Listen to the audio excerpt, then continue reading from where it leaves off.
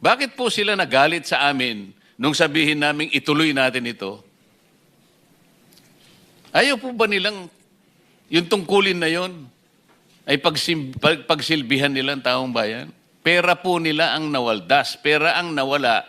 Katungkulan po natin na hanapin yon, alang-alang sa sinumpaan naming tungkulin na ang ating mamamayan ang mauuna sa lahat ng bagay. Hindi kailanman ipagpapauna ang sarili ng interes. Nakita na po natin ngayon, kaya po pala ganun ang kanilang patakaran. Sangkot pala yung marami sa kanila. Narinig mo rin siguro, may binabanggit siya na human trafficking kanina, na hindi muna natin binigyan ng atensyon kanina dahil nakapokus tayo sa maleta. Ngayon, ano yung pangyayari at nabanggit ninyo yung sa issue ng human trafficking? Nabanggit ko po yon para lang magbigay ng example na hindi lahat ng alam nila ay nailagay po dito sa affidavit. At nabanggit ko yung example po na yon dahil napakabigat po na krimen yun eh. Yung human trafficking, I think under the new law 11362, punishable by 15 to 20 years plus perpetual disqualification to hold public office. And isang mataas na opisyal ang gumagawa noon. Ang sabi pa nga ho nila ay minsan nagpapakuha ng 5 babae, pagpipilian niya, yung hindi niya nagustuhan, bibigyan niya ng tip, then maiwan yung napili niya. No? And it did not happen once, it did not happen twice. Marami po. Sa Maidas, minsan sa Shangri-La. Sinabi lang sa iyo yan.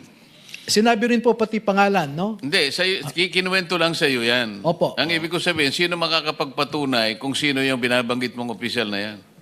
Nandito po yung dalawa na naka-experience, nakasama ho silang naghatid nung babae. At Teka, ilang pagkakataon? 2? 2 beses po na So, mamimili siya mula sa 5, ganon? minsan 3, minsan 2 ang dadalhin po. Namimili muna siya. Namimili, and then yung napili niya, may iwan doon. At alam po nila kung sino yung mambabatas na yon dahil hinahatid po nila sa kwarto yung babae.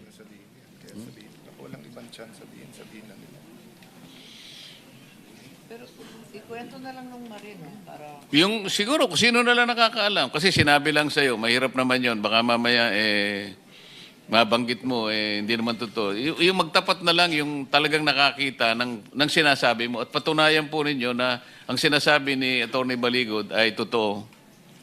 Your Honor, ako po yung naka-experience doon sa Maidas. Pwedeng pakidetalye po ninyo? Your Honor, unang dumating po yung VIP. Sino po yung VIP? Si Senator Erwin Tulfo, Your Honor. Tapos po, maya-maya dumating din po yung 2 babae. Inakyat po namin doon sa president. Akala ko 3 pinagpipilian, pinakamababa, 5. 2 lang pala. Yung sa akin po, pero maraming beses po yan. Hindi lang po sa Maidas, meron din po sa Shangri-La. 5, 3 po ang dinadala. O kulang ang nabalitaan mo. Sabi mo kasi 2 beses lang, Atty. Baligod. Ayon sa kanila, maraming beses. Saan lugar? Yung na-experience ko po sa Shangri-La po at saka sa Maidas po. O sino pa sa inyo? Meron pa sa... Sa akin, Your Honor, as a Team EEC, namomonitor ko rin, Your Honor. Kasi nandyan lang kami sa paligid, saka sa Viber chat namin, na nandyan na, dumating na sa lobby yung babae, i-guide nyo na. Ganun lang po yung experience ko po. Same personality. Ganon din yung pangalan ng binanggit ng kasama mo? Kapareho rin? Yes, Your Honor. Okay.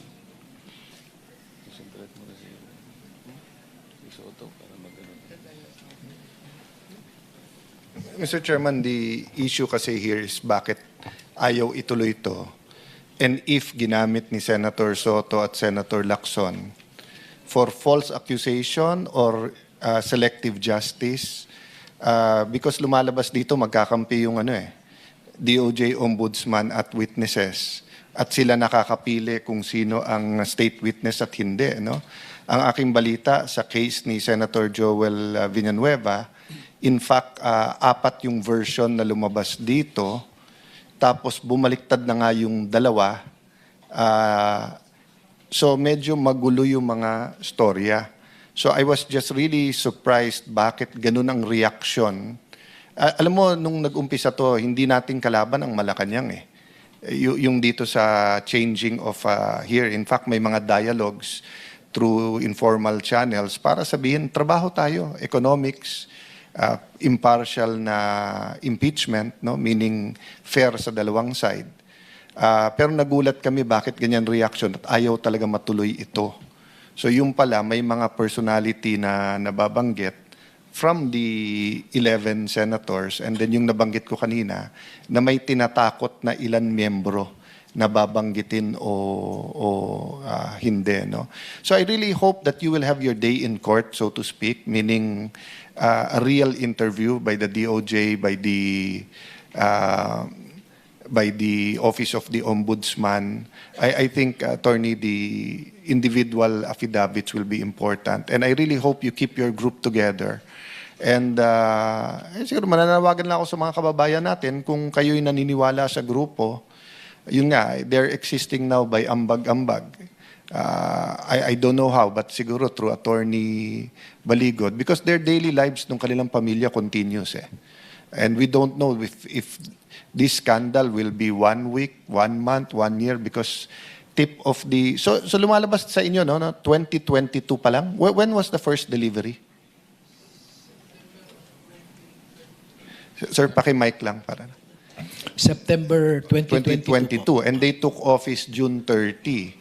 So, hindi pa siguro namang ghost project yan. So, regardless saan galing ang pera, it only took July, August, September. It only, late July, kasi hindi siya naging APRO until SONA after SONA.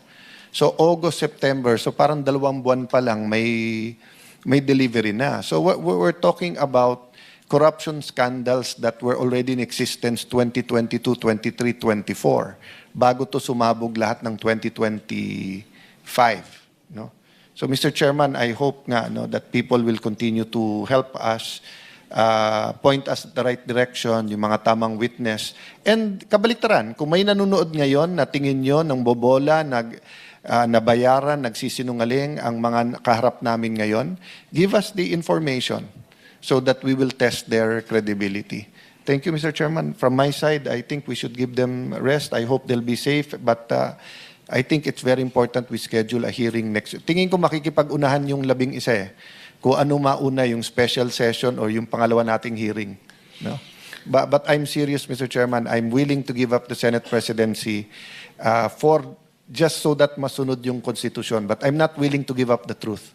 Kailangan matuloy itong hearings na to. Thank you, Mr. Chairman. Thank you, Mr. SP. I share your optimism as well as your frustration. Like you, I do not wish to hold the chairmanship of the Blue Ribbon Committee. Hindi ko ginusto ito. Naibigay lang sa akin ang unang pagkakataon. Kinaya ko, gusto kong gawin din, alang-alang sa bansa. Ngunit tinanggal sa akin. Ngayon ay pinipilit naming buhayin uli para sa ganon ay malaman na ng bayan ang katotohanan. Ngunit dumadaan tayo sa napakaraming pagsubok. Ito nga yung aming pinakikiusap. Sino man ang gustong humawak ng responsibilidad na ito, okay lang po sa amin. Basta't sana magkaroon lamang sila ng kaseryosohan sa pananagutan na gawin natin ito alang-alang sa ating bansa.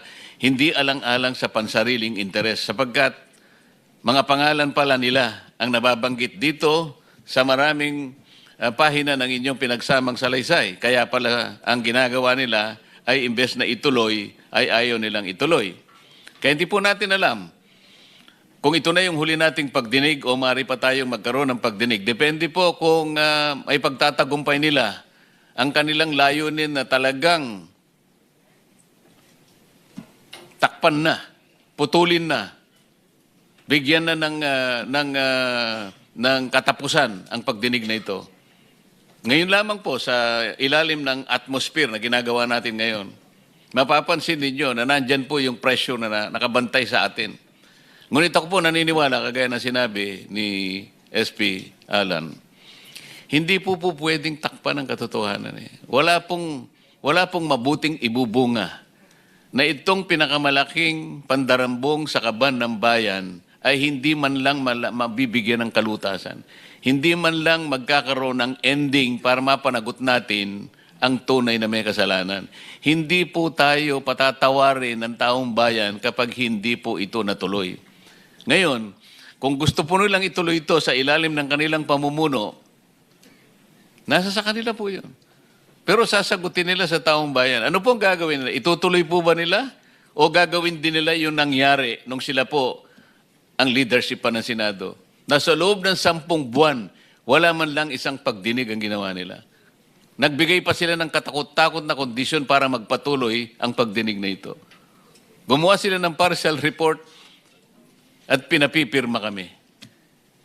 Kahit sino naman po siguro sa inyo ang bibigyan ng assignment ng inyong mga principal o inyong mga boss na mayroong pinagagawang isang bagay, magulat ka, mag-report ka, ang ibibigay mo sa kanya kalahati lang, hindi tatanggapin ng management o kahit sinong ahensya. Kailangan kasi kompleto bago mo pirmahan. Ang ginagawa nila, pinapipirma sa amin kahit hindi kompleto. Lahat ng kondisyon, kagaya ninyo, ang kondisyon kailangang mapatibayan hanggat hindi niya napapatunayan sa sarili niyang panukat na kayo'y nagsasabi ng totoo, kailanman hindi kayo ipatatawag. Kung hindi pa nagkaroon ng pagkakataong kagaya nito na marinig kayo ng buong sambayanan, hindi sana kayo nagkaroon ng pagkakataon na gano'n. Ganon po kahirap. Ang dinadala naming responsibilidad, makita lang natin.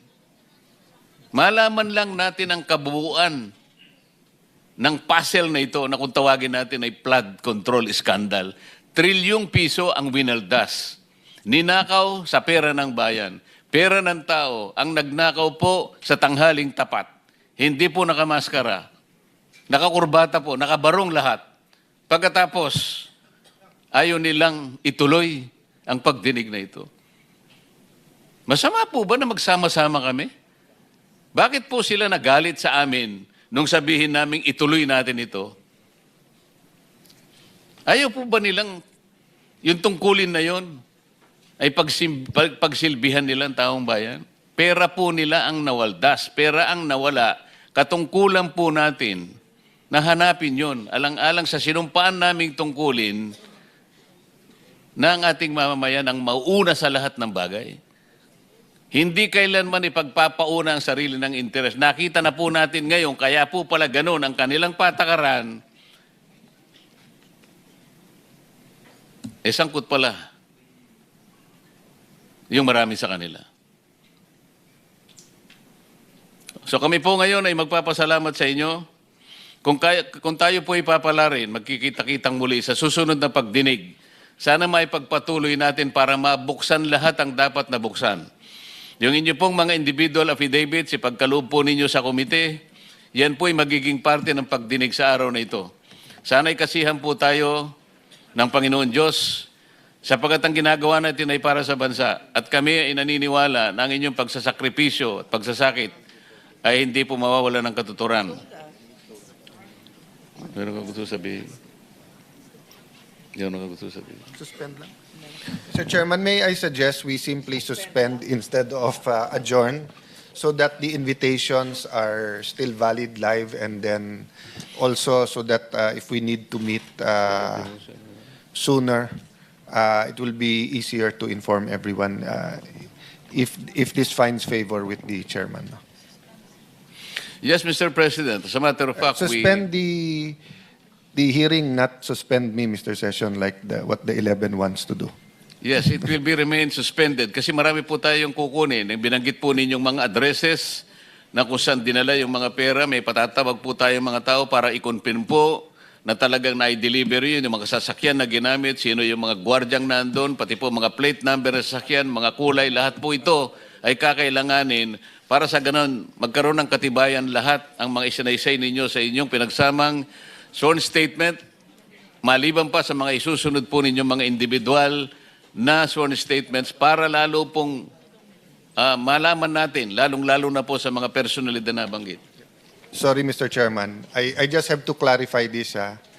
Mahal ko ang ating bansa, mahal ko ang ating konstitusyon. So I'm willing to talk to anyone, including the 11, to find common ground. But ilalabang ko yung tama. Pati yung Senate presidency. Kasi may nagtatanong na, are we going to give up? We're not going to give up. I'm just saying that if we love the institution, we'll look at all possibilities, di ba? Pero hindi nila pwedeng baluktutin ang batas at pagkatapos sasabihin, 11, 12 pwede na mag-elect ng Senate President. Ang pinopoint out ko lang, Mr. Chairman, hindi tayo kapit tuko, di ba? If we find the right person that can bring us to the truth, then so be it. Thank you, Mr. Chairman. Mr. President, so we suspend the session until, Mr. President, Until further notice, suspend Mr. Chairman. the hearing until further notice. Makakakuha po kayo ng notice mula sa komite kung kailan po natin itutuloy, anong araw at anong oras. Salamat po sa inyong panahon. Salamat po sa inyong sakripisyo.